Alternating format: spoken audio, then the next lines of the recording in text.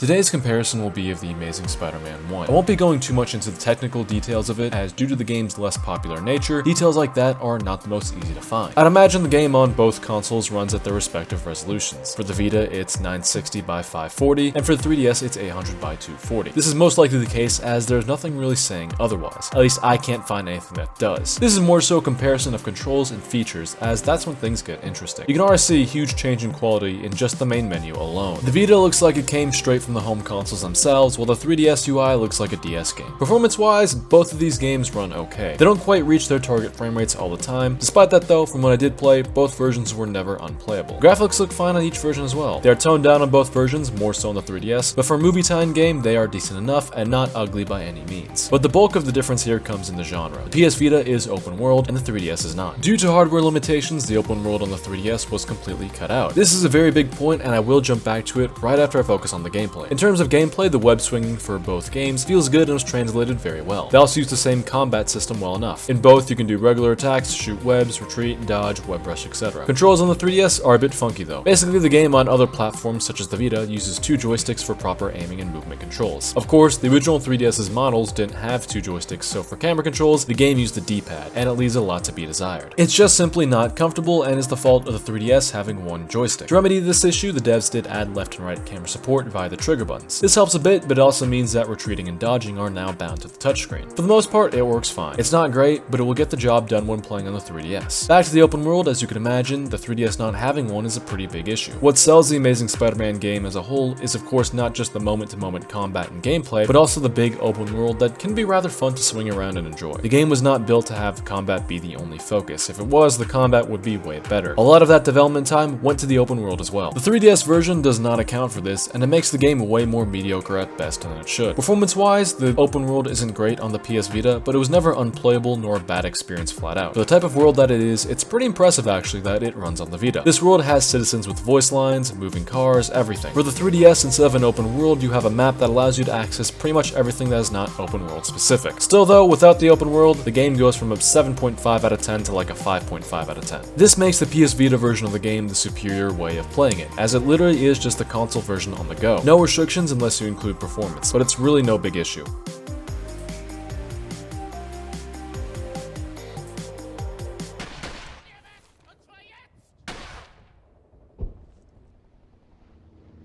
I'm throwing a grenade!